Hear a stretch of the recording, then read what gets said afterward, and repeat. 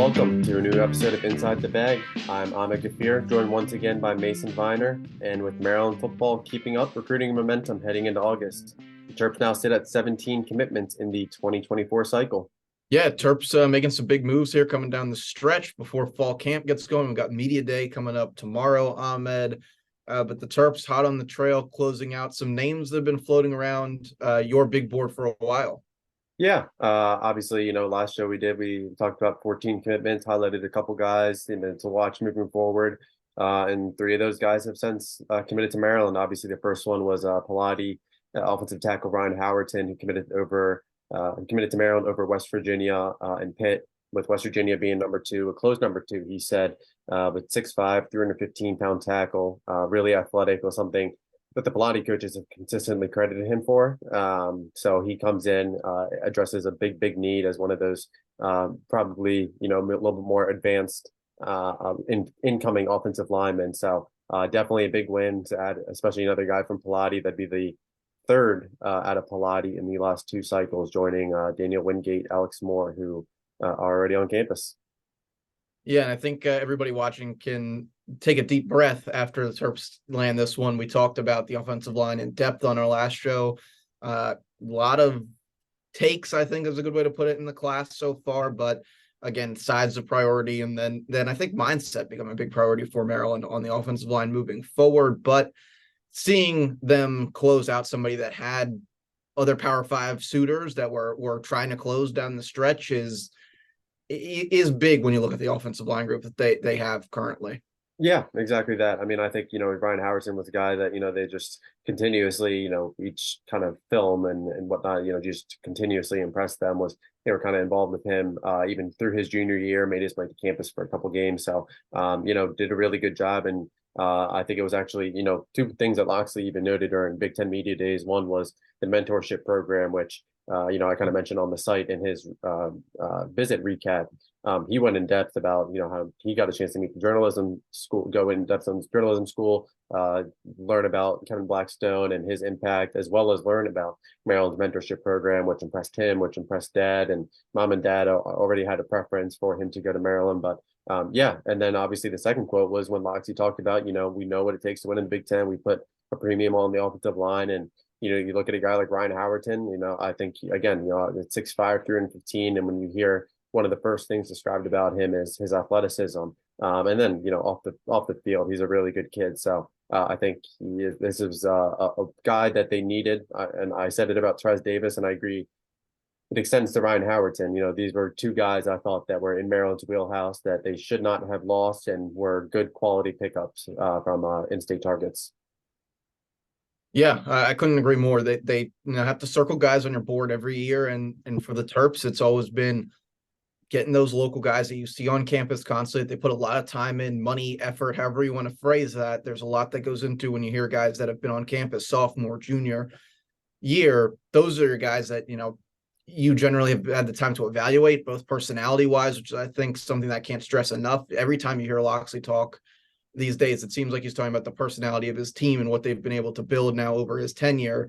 So prioritizing that, making that high on your board, and then really, when it comes down to it, using all your home field advantage. When you have parents that want to see their kids at Maryland, that's just a massive plus that you can't overstate or understate in this case. And trying to find that way to actually finish recruiting out, navigate the NIL, all that other stuff that goes into it, and still say that this is your home and you want to play here and for this team. Yeah, I agree. Like you said, just kind of checking off all the boxes on a guy that you should get. I think is big, especially, we talked about in the trenches. I think that was a big pickup for him. Yeah, next up on the list, Loxley making a splash down in Florida, where the Terps have started to, I guess, come through and be one of the big players. Down south, Brandon Jacob, Maryland finally lands a 4-star in the class. Yeah, I mean, he was the guy. He actually gave his commitment at the end of his official. He had a upcoming official visit to Miami. He canceled that after his Maryland official. Texas A&M was kind of, they hosted him right before he went to Maryland, and they were obviously in the mix, but they were, I think a little bit newer and trying to, appease the glitz and glamour. And I don't think the relationships were as strong. So UCF, who ended up being the first school to host him for an official visit, they were the biggest challenger in his recruitment. But Maryland did a really good job. Obviously, they were the first school to offer, and then obviously James Thomas, who was the lead recruiter on this as the area coach. He went to Jones High School, as we discussed on the last podcast, so that gave Maryland just a sense of trust between those two. But not even just that; it was the community around Brandon kind of validating JT's reputation. I thought would kind of helped put Maryland in that top group. And I, was pretty confident about it throughout that, Maryland was doing a really good job in this recruitment. And even with the heavy hitters, I mean, Alabama and Ohio State, I think Ohio State was a finalist down the stretch, but, in the spring, both of those schools were taking a look at him. But Brandon, he made his way back up. Visited for the Rutgers game last year. He visited for the spring game. He visited for a spring practice. And then the day actually Isaiah Shine, who we'll talk about later, the day he picked up the offer, Brandon Jacob was also on campus that day. So I think it was just pretty brief though. He was just in town for a 7-on-7 tournament, but I think it was just pretty clear. Just you always follow actions in recruiting, and to see a blue chip guy from Florida continuously make his way up to Maryland, I think was kind of telling throughout his recruitment. Just that Maryland was a legitimate contender for him. In terms of what he can do on the field. Obviously, you mentioned first 4-star in the class, so he gives the class kind of that jewel in this 24 cycle. But I think in the field, I think he does a really good job. He has a really good range, 6'2", really good athleticism. Really does a good job high pointing the ball. So for Brandon to get here in January, I think kind of helps restock that safety room. So another guy that Maryland, again, just said it before, but the guy that Maryland was in that top group for throughout. So really good job closing on him, especially holding off in-state UCF. Yeah, and the thing that jumps out to me when you turn on the tape is the range. I think that's a spot that Maryland has now started to look for in its defensive backfield. Is if you find the guys where the Terps have had success, Deonte Banks obviously sticking out, Dante Trader, Bo Braid, their side-to-side field coverage is always big in your defensive backfield. I think that's something that they pick up in a big way here. And just looking at the depth chart, and Ahmed, you got a really great map of it on Inside the Black and Gold over the next couple of years. There's a lot of uncertainty at these spots coming up after the season, depending on who moves on, what direction go in. If Dante Trader either finds his way and has another splash year, and maybe there's NFL potential there, or if he continues to play lacrosse, there's always injury potential on the other hand with it. You have a 2-sport athlete that's playing at 2 very, very high level programs. You always do have to consider that, and depth being a big part of what's kind of shot Maryland in the foot over their time in the Big Ten. They had another player that, again, early enrollee, can get in and really, realistically, could be on the field come next fall. And that's, I think, something that you have to realize. Certain spots on this roster, Maryland is very, very thin, and other spots they have a whole list of veterans like wide receiver, and you're going to see new names pop up next year. Yeah, I think that's definitely fair. I mean, that safety room, I think in the 23 season, I think fans could see a lot of, Avante Williams, Tamarcus Cooley, kind of rotating in, similar to what we saw 2 years ago when Jordan Mosley, Nick Cross were in, and Bo Braid and Dante Trader, obviously the ones rotating in to kind of get their feet wet and kind of get that needed game experience in order to kind of take on a bigger role in year 2 with the program. So, I think both of those guys, obviously they can do that and kind of will maybe possibly be in next in line. But yeah, when you talk about the depth, whatnot, Glenn Miller's another guy who's done a really good job at safety as well, played a little bit nickel as well. So, Brandon Jacob, I think, is another guy that kind of comes in and just kind of helps replenish that room to kind of help, give some playmakers along that back line. Yeah, I'm throwing out one of my favorite players on the team that I forgot, Glenn Miller. Nobody out there is just quite as physical as Glenn Miller on the field, but I think we'll see a lot of him at nickel this year. And then ultimately, I think that's a bigger spot of need when you look at what Maryland's got. So maybe rotates back. I don't know. They have a lot of options going on. Back with a lot of young pieces. I agree with you on Miller. I think he might be the most underrated piece on that defense. I think he's just he's an impact guy. So we'll see if Maryland has a replacement for him after this 23 season. Yeah, last but not least on the list of commits, Terps pick up their quarterback of the cycle, and you're starting to see.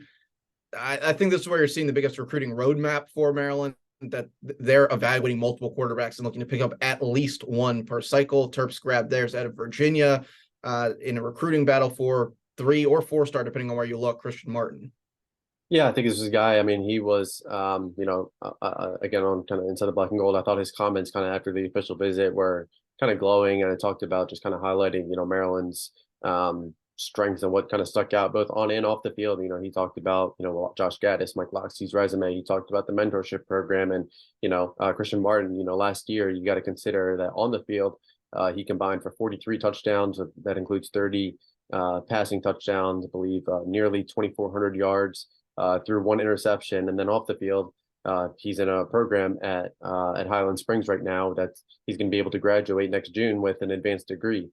He enters his senior year with a 4.0 GPA. So I think kind of on and off the field, just Christian Martin on paper and just getting to know him, I thought that Maryland, you continue to hear that they were just really excited about just kind of what he brings total package. Obviously, also has a basketball background as well to kind of show off that athleticism. So I think this is a guy that I definitely held off probably a little bit longer than I could have, but he gave his verbal to the staff in early July to kind of fill that void. So credit to Latrell Scott on here because Maryland's made Virginia a big priority under Mike Locksley, and you've kind of seen shades of success over the years. But Latrell Scott's impact since he's joined the program is definitely evident. And Christian Martin, he talked about it when he broke down his commitment with me. He talked about he trusts Latrell Scott, his coach trusts him, and people within the community. When there's no one that's coming back with anything negative to say, that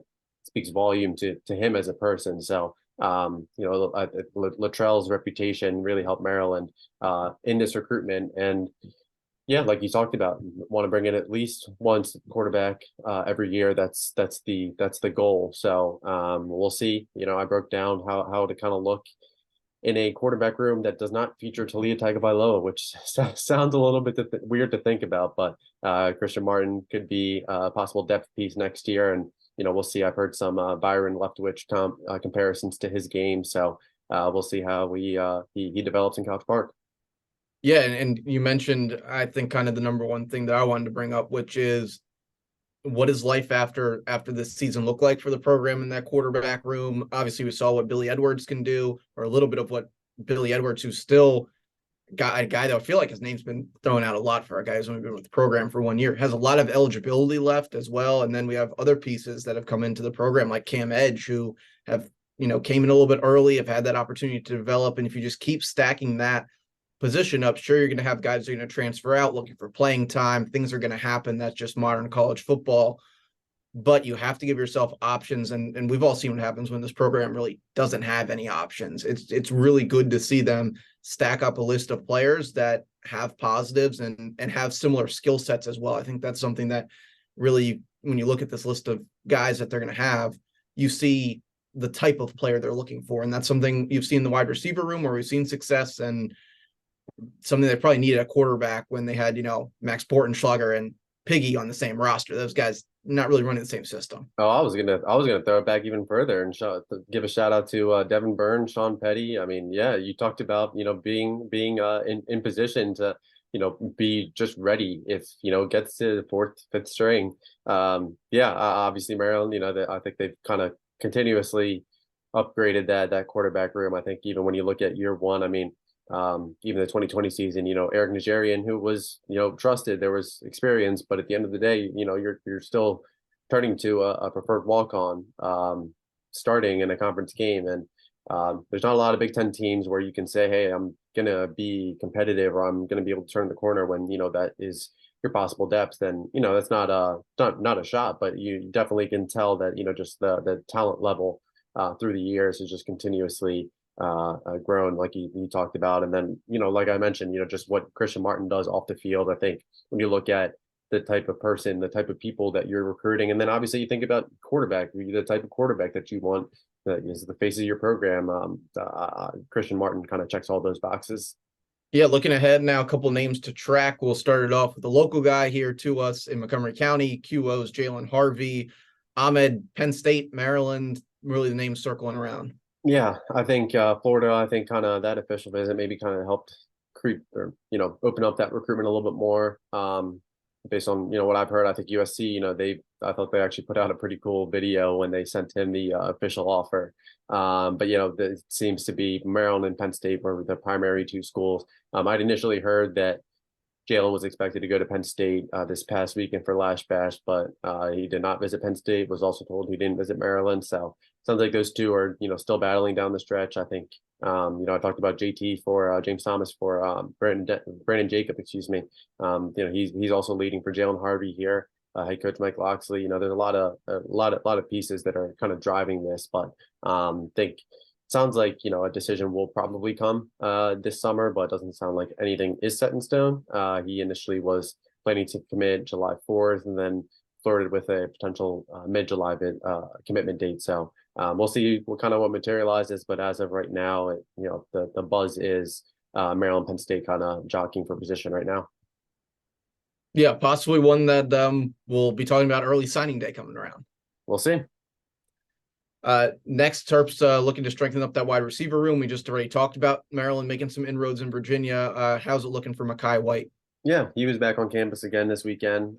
His unofficial visit for with his family as well for invite only event on campus on Saturday. So Maryland's they continue to just really not apply pressure, because that wouldn't really necessarily be accurate, but they just continue to have a presence in his recruitment, make him feel wanted, and keeping up on him. And Mekhi had kind of flirted with summer commitment, and he had said at the end of June that he wanted to kind of take July off and probably make a decision in August. And kind of after this weekend, he said he wanted to do it first 2 weeks of August. So we'll see if that ends up coming to fruition. It sounds like a decision prior to the start of his senior year is kind of the preference right now. So I think this is continuing to kind of trend this way for Maryland. So would be the third wide receiver that ends up being the case with Josiah McLaurin and Jamari Powell-Watson.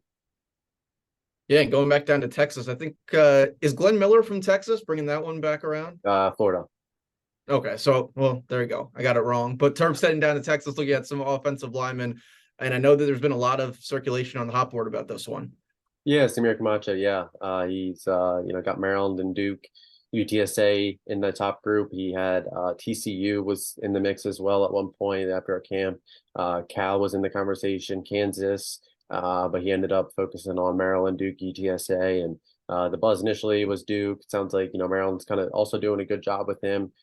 He was back on campus this past weekend, as well as he's set to make his decision on August 13th. So we talked about the offensive line and whatnot. He's another guy with a great wingspan, so he would kind of give the room, tackle, possible swing guard and whatnot, but another athletic piece. Yeah, back down to Florida. Another quarterback on the list. He right around the Christian Martin decision. Maybe Maryland only takes one now. Possible second quarterback if it's the right one, and a school that the Terps are making some massive inroads with in Jones. Yeah, Trevor Jackson, he was a guy wrote about. I mean, he picked up the offer after a strong showing at the Elite 11, and Talia Tagovailoa was there, and I think it sounded like that kind of helped spark the interest at least. Got on the phone with Josh Gaddis, and obviously you talked about Jones, and Maryland signed Dylan Wade a season ago or a cycle ago. So there's obviously some connections with Maryland there. So he came up to campus for a 2-day unofficial Friday and Saturday. We'll see. He also took a visit to Ole Miss, and I think Ole Miss is kind of the school in best position right now. But Maryland did a good job. They also, we talked about the mentorship program, the academic side that came up again. So Maryland was able to get mom and dad on campus as well. Got a chance to sit down with Loxley, Coach Gaddis, and whatnot. So you touched on it. It's going to be if the right one. It's not going to be oh, we want to take one, and especially in the era of the transfer portal, whatnot. I think this is you take a long look, especially in this situation. So and Trevor Jackson, I think he's a guy where you ask about him, and I remember about a couple weeks ago, I was told by someone, he's a really good prospect, but every school that he's kind of jumped into the mix ends up getting a quarterback, so then they are out of the mix. So I think he's a guy that he's just kind of through the 7-on-7 and the camp circuit, kind of shown that he's made strides from junior year till now. He'll get some better competition, obviously now at Jones. But yeah, like we talked about, I think he'd be a guy to watch. When a final decision comes, kind of remains fluid, but right now I'm leaning towards summer. And wrapping up our names to track, 5-star out of Ohio, the Terps are hot on, which is Brian Robinson. Yeah, I think some sites have him as a 4-star as well. But yeah, I mean, Maryland, Kentucky, Pitt, you know, those are kind of the three schools that I mentioned with him.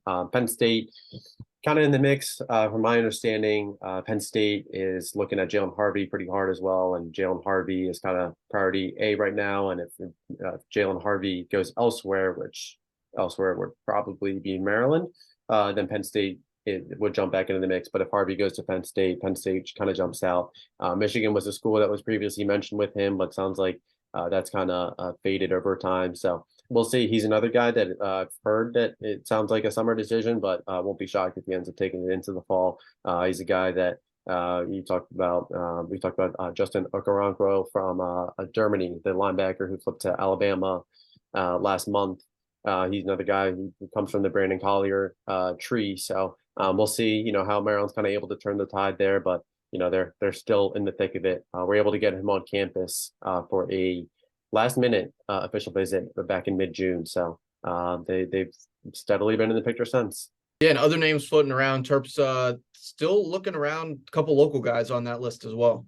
Yeah, I think right now, I think we're kind of entering that phase where, you know, you have your priority targets and, hey, you know, we feel good about this guy, or, you know, we want to close on this guy. And I think fall was going to be, you know, a lot more of our, you know, we have X, Y, and Z on our radar.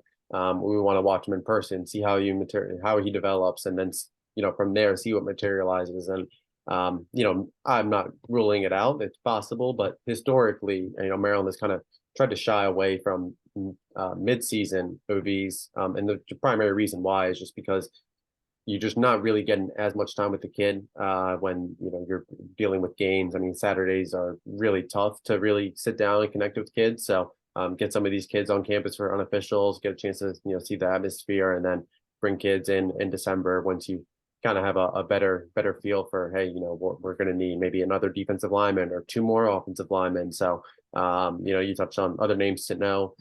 Bowie defensive lineman Sultan Badmus. He was another guy. He drawn interest from Kevin Sumlin, picked up an offer after camp. He visited this past weekend. St. Mary's Riken defensive lineman Cam Jones. He's another guy that, you know, I wouldn't expect too much until December. Two defensive linemen out of Florida. First one is Josh Alexander Felton. I would expect him to come off the board, but not to Maryland. He is going to make his decision this week, and Maryland, NC State were the two teams battling at the top there. Maryland did make the top 5, but NC State was able to get him on campus that last weekend of July, and sounds like the Wolfpack are in a good spot right now.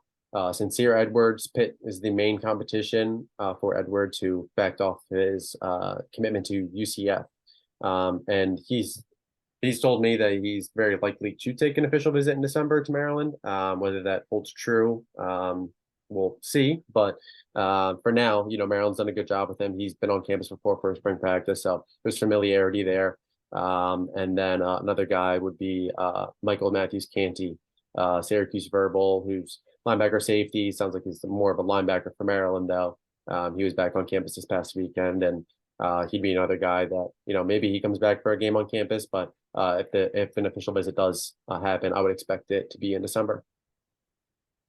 Yeah, so as you said, we're getting down to that spot late summer where teams are looking to close out those summer targets and go into the fall and kind of reevaluate needs, get guys on campus for game days, and really start to talk about next year's cycle. You know, you hear a lot of the stuff start. Juniors will start popping up, and Maryland's going to start, you know, wrapping up this class and looking at next year's.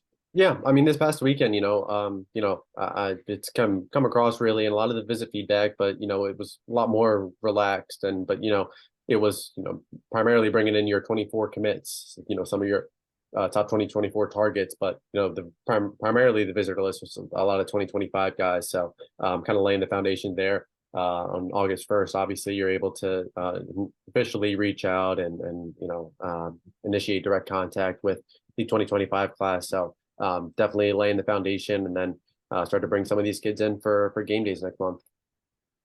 Yeah, fall camp right around the corner. It's almost time to actually be playing football while talking about recruiting here on Inside the Bag. We talk about football more on our other show, the Young Terps podcast, which we had our first episode of the season come out earlier today. If you're watching this on the first, podcast came out. Ahmed also got the chance to talk with Jake Butt from the Big Ten Network about what he saw with Maryland during the spring game. So check that out, as well as follow us here on Inside the Bag. Yeah, and with fall camp starting up, make sure you head over to Inside the Black and Gold. We'll have plenty of coverage with head coach Mike Loxley, the coordinators, Talia Tagovailoa, a couple of the offensive and defensive players, as well as some clips and notes from practice. So make sure you stay tuned.